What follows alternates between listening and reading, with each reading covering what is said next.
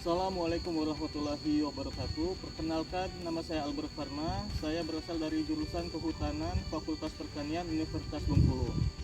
Saya adalah anggota Latsar BKPSDM Kota Lubuk Linggau, golongan 3, angkatan 5. Berikut adalah video aktualisasi saya di instansi asal saya, yaitu Prodi Kehutanan Fakultas Pertanian Universitas Bengkulu. Aktualisasi yang saya lakukan berjudul Optimalisasi Media MOOC Prodi S1 Kehutanan Fakultas Pertanian Universitas Bengkulu untuk pembelajaran mata kuliah ekologi hutan berbasis digital yang dilakukan dari tanggal 19 September 2024 hingga 29 Oktober 2024. Tujuan saya mengambil judul aktualisasi ini yaitu saya ingin berpartisipasi mengoptimalkan media MOOC Fakultas Pertanian Universitas Bengkulu dan mendukung visi Universitas Bengkulu, yaitu menjadi universitas kelas dunia pada tahun 2025. MOOC adalah akronim dari Massive Online Open Course yang dapat diartikan sebagai media pembelajaran jarak jauh yang dapat dilakukan mahasiswa di mana saja dan kapan saja. Terdapat 7 kegiatan yang saya lakukan untuk mengoptimalkan MOOC sebagai bentuk aktualisasi saya di instansi asal, yaitu 1. Melakukan konsultasi dan koordinasi. Konsultasi dan koordinasi dilakukan untuk mendapatkan wawasan, pemahaman, dan cara atau jalan pemecahan masalah yang komprehensif. Konsultasi saya lakukan dengan mentor, coach, dan dosen pengampu mata kuliah yang akan saya gunakan dalam MOOC. Kedua, melakukan studi literatur. Studi literatur saya lakukan untuk menelusuri dan menelaah sumber-sumber tertulis yang sudah ada sebelumnya terkait dengan pembelajaran menggunakan MOOC. Ini penting dilakukan karena pembelajaran MOOC belum pernah dilakukan oleh dosen-dosen dari berbagai jurusan di Fakultas Pertanian UNIF.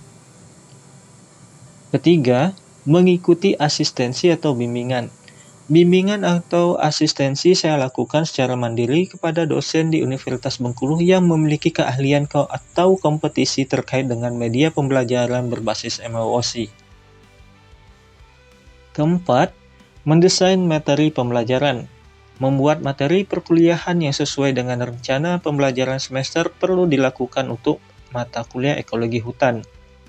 Materi perkuliahan ini kemudian akan digunakan untuk mengoptimalkan MOOC dan kemudian akan dilakukan uji coba kepada mahasiswa. Kelima, setup MOOC mata kuliah ekologi hutan. Saya membuat desain pembelajaran berdasarkan RPS yang telah ditentukan materi perkuliahannya untuk dilakukan uji coba MOOC nantinya. Terdapat 2 materi pembelajaran yang saya buat, yaitu siklus hara dalam ekosistem hutan dan dinamika ekosistem hutan, yaitu gangguan dan suksesi. Materi kuliah ini saya buat dari berbagai sumber referensi yang saya dapatkan dari internet. Keenam, melaksanakan pembelajaran. Pembelajaran melalui MOOC kemudian diuji cobakan kepada mahasiswa yang mengambil mata kuliah ekologi hutan yang sudah disesuaikan dengan topik materi perkuliahan. Ketujuh, melakukan evaluasi. Evaluasi saya lakukan untuk mendapatkan informasi dasar mengenai hasil pembelajaran MOOC oleh mahasiswa dan menyimpulkannya. Selanjutnya hasil ini saya sampaikan kepada Wakil Dekan Bidang Sumber Daya selaku mentor. Berikut adalah bentuk MOOC yang sudah saya optimalkan dan gunakan dalam pembelajaran mata kuliah ekologi hutan. Terdapat beberapa fitur yang dapat digunakan untuk membantu dan memaksimalkan kegiatan pembelajaran.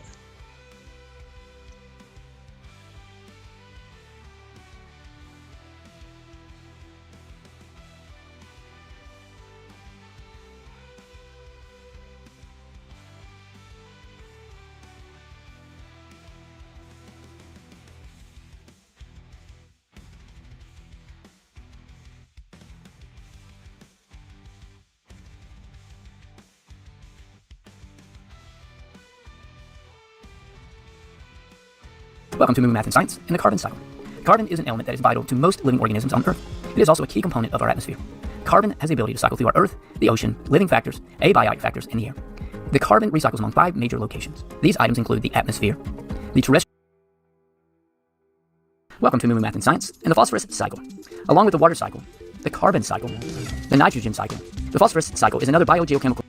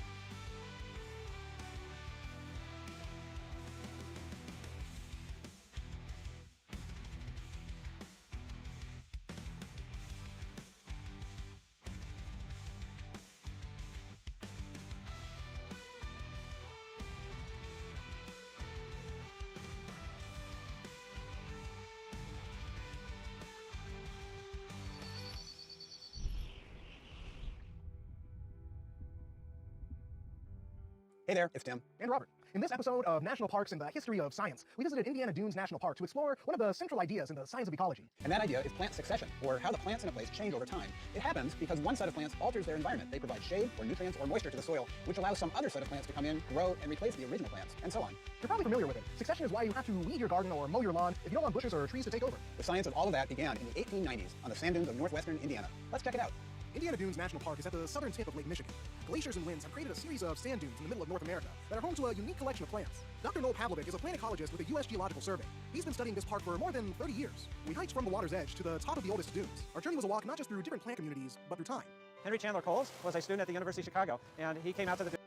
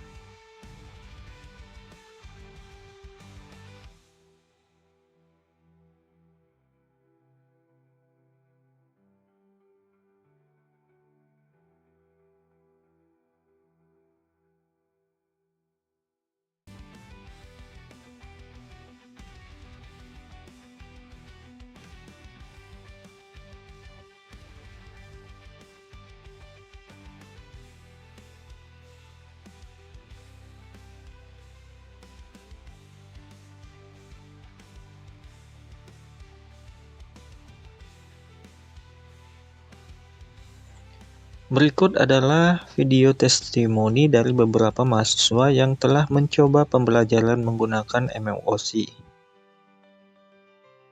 Di sini saya akan menjelaskan bagaimana pengalaman saya sebelum dan sesudah menggunakan MMOC. Sebelum menggunakan MMOC itu, saya itu kesusahan nih mencari materi dari dosen, apa materi kemarin. Dan saya biasanya harus membuat rangkuman dan catatan sendiri. Tapi setelah menggunakan MMOC, pertama ada rangkuman di dalamnya, terus tuh materinya juga lengkap. Lalu ada PPT-nya juga yang langsung bisa saya pelajari. Jadi menurut saya ini memudahkan saya dalam proses belajar, terutama dalam memahami lebih dalam mengenai materi yang akan dipelajari. Lalu dalam sistem penilaian tuh saya jadi tahu nilai saya berapa. Jadinya saya bisa membandingkan jawaban saya sama jawaban teman-teman saya yang lain. Terus di fitur-fitur soal itu ada juga nih, ada penilaian tuh, ada kapan dan di penilaiannya itu ada nilainya tuh. Jadi saya tahu nih jawaban saya yang salah yang mana, yang benar yang mana. Jadi ada faktor pengoreksinya. Di sini saya akan kasih tahu ke kalian bahwa sebelum menggunakan MOS itu kayak pembelajaran kuliah biasa aja. Kadang tuh materi yang dikasih dosen tuh nggak lengkap gitu loh, maksudnya nggak dikasih ke mahasiswanya gitu. Kadang kita harus minta dulu, terus cari sumber-sumber lain kayak gitu. Terus tuh menggunakan MOS ini kita tuh bisa mendapatkan PDF apa kayak pelajaran tambahan di dalam situ tuh. Terus bisa diselingin waktu juga pas pengerjaan tugas. Di situ nilai pemberian itu udah langsung muncul, bisa dikoreksi juga sama kita apa yang salah. Saya akan menceritakan pengalaman saya sebelum dan sesudah menggunakan MOOC. Nah, sebelum menggunakan MOOC itu, saya kayak belajarnya tuh terkesan biasa saja. Kayak ya udah materi dijelaskan terus tugas gitu kan. Nah, untuk materinya itu kadang kita harus nyari materi lagi. Kadang harus minta PowerPoint, minta materi sama dosen. Nah, untuk sesudah penggunaan MOOC ini kita lebih dipermudah untuk mencari materinya. Di sana sudah ada materinya, sudah ada PowerPoint-nya, sudah ada tugasnya. Itu tugasnya seperti apa itu sudah jelas. Kemudian kita selagi menggunakan MOOC itu kita bisa beraktivitas yang lain. Terus juga setelah mengerjakan tugas itu langsung ada penilaian bagaimana. Sini saya akan menjelaskan bagaimana perbedaan sebelum menggunakan MOOC dan setelahnya. Sebelum menggunakan MOOC itu pembelajarannya tuh kayak biasa saja, terus materinya harus cari sendiri. Terkadang kalau setelah menggunakan MOOC itu materinya udah tersedia, bisa dilihat, terus sudah menyelesaikan tugas itu nilainya bisa dilihat. Saya akan memberikan pengalaman sebelum dan sudah menggunakan MOOC. Pengalaman saya ketika sebelum menggunakan MOOC, ada beberapa hal yang membuat saya merasa kebingungan di dalam kelas. Mungkin karena dosen yang menerangkan terlalu cepat. Misalnya MOOC, saya bisa mengulang materi yang disampaikan oleh dosen dan mempelajari secara mandiri dari kos. Mungkin juga saya berharap kepada penyelenggara MOOC sebagai mahasiswa baru bisa menambahkan yang lebih baik daripada yang sekarang. Demikian aktualisasi saya. Tidak lupa juga saya ucapkan terima kasih banyak kepada coach saya, yaitu Bapak Dr. Alam Sahril, MPD, dan mentor saya Bapak Dr. Soharyanto, SPT MSI, yang telah meluangkan waktu dan membimbing saya dengan sangat baik. Terima kasih banyak Bapak. Akhir kata saya ucapkan terima kasih. Wassalamualaikum warahmatullahi wabarakatuh.